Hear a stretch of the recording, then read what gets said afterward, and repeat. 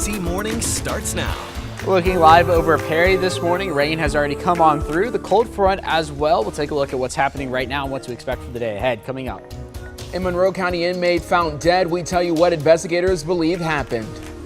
That College and Career Academy not only will serve our kids in the school system, it can serve the community. Monroe County Schools want voters to commit to $40 million in improvements. We tell you how they plan to spend some of that money. It's never too late to get help. How one woman worked to improve her own mental health and is working to spread her knowledge. Well, good morning. Happy Wednesday. You are looking live over the fairgrounds down in Perry. The time is now 6:30 on this October the 26th. I'm Caitlin Heck. And I'm Wanye Reese. Walking out the door this morning, you're probably going to see some rain on your car. Absolutely. Definitely on the roads, too. Got to be careful when you're heading to work or school, Alex. Yeah, Caitlin, that's right. And Wanye, we are seeing rain across parts of central Georgia still, but most spots are now beginning to dry out. Here's a look at what's going on right now. You can see one lone shower there just south of Dublin, and that's about it for us here in central Georgia. Everything else has moved off towards the east now into Emmanuel County, but just south of Dublin right now, we do have one more shower working its way through. So if you're about to head to school there in Lawrence County or head out to work, maybe grab the rain jacket if you're moving out here in the next 15 minutes or so. Otherwise, northern Dodge County moving into Cadwell, and that's about it for central Georgia this morning. You can see the front here, 58 in Charlotte, and work your way down towards the south following the front there. Cooler air behind it, drier air as well as we look across the southeast. 73 going to be the high temperature today, clearing out this afternoon. It is going to be sunny. Sunrise is right around 7:47 this morning. Coming up in a few minutes, we'll talk about the clouds returning for the weekend. Rain possible late on Sunday. A little too close to for comfort for Halloween. We'll talk about the details of it here in a few minutes. Thank you, Alex. We'll talk to you soon. This morning, the Monroe County Sheriff's Office says an inmate at the county jail is dead after they believe he killed himself. Sheriff Brad Freeman says a deputy did a head count at the jail around 5:30 p.m. and discovered 57-year-old Charles Leroy Jeffries in his cell. Deputies and a jail nurse gave him medical attention until EMS arrived. He died at a hospital. The GBI will do an independent investigation into his death. 6:32 now. It's been 1 year since someone opened fire at a Fort Valley State homecoming party, killing one person and hurting 7 others. So far, there's been no charges. It happened early on the morning on October the 23rd back in 2021. Hundreds of people were partying outside a fraternity home on Carver Street, about 2 blocks off campus.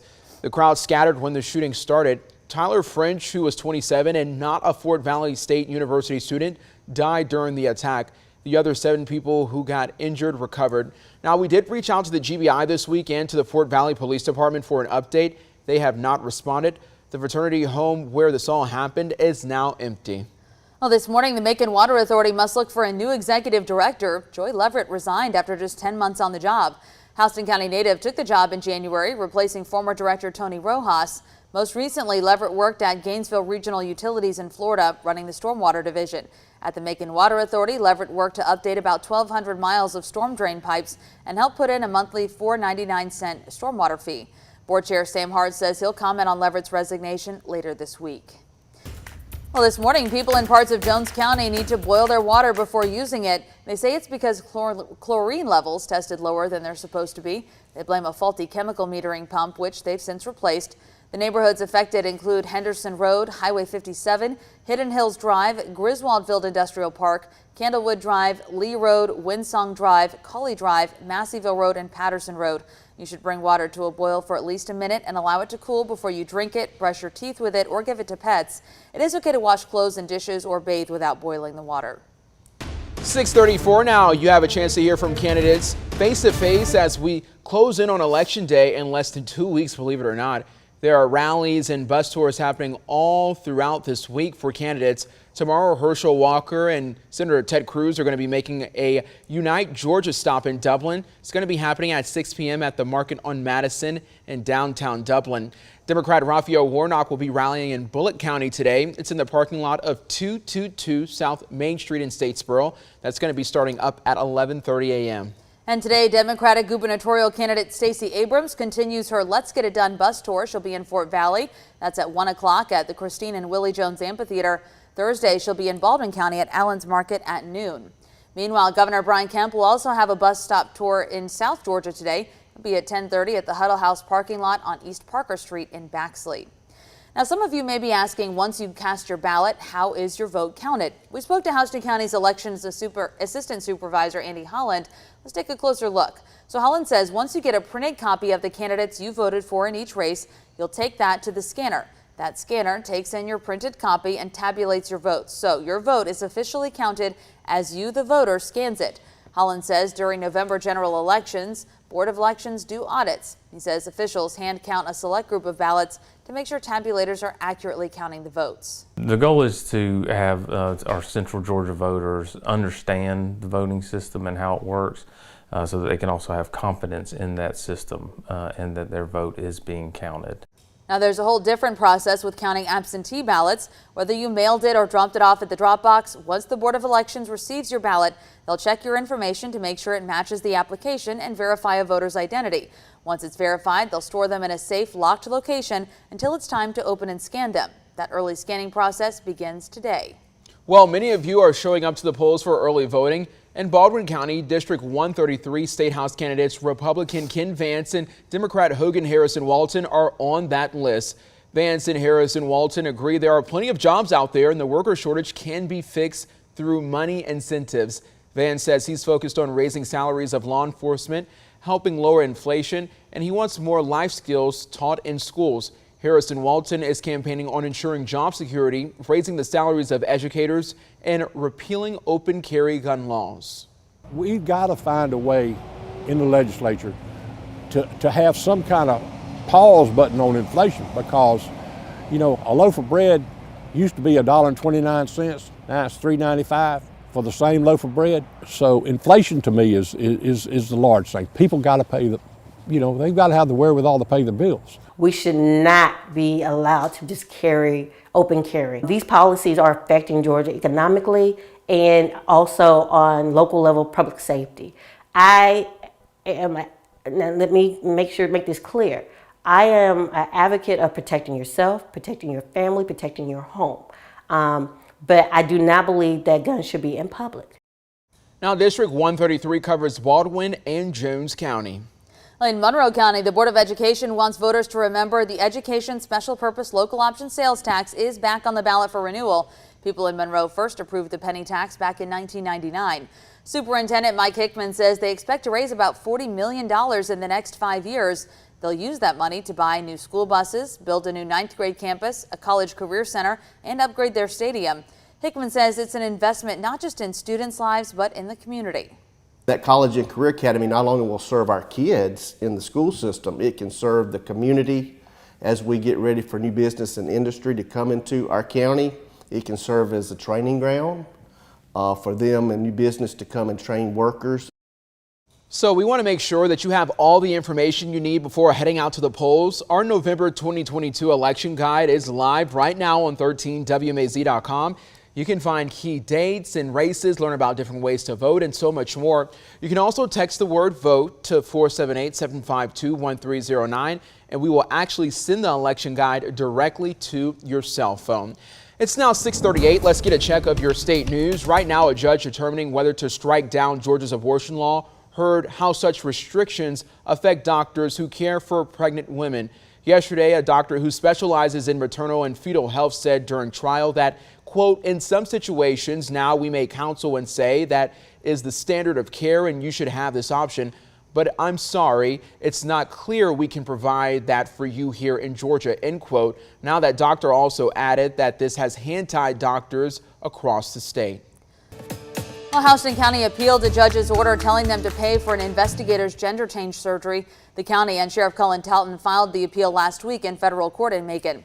This spring, the judge ruled that Houston County violated Anna Lange's civil rights by denying her surgery. And last month, the jury ordered the county to pay her $60,000 in pain and suffering after a 3-year legal fight. The county's appeal now heads to a federal appeals court in Atlanta, which can decide whether to take up the case. Lange has worked for the sheriff's office for nearly 20 years. Her lawyer says the surgery would cost about $20,000 and claims the county has spent $1 million over 3 years fighting the case.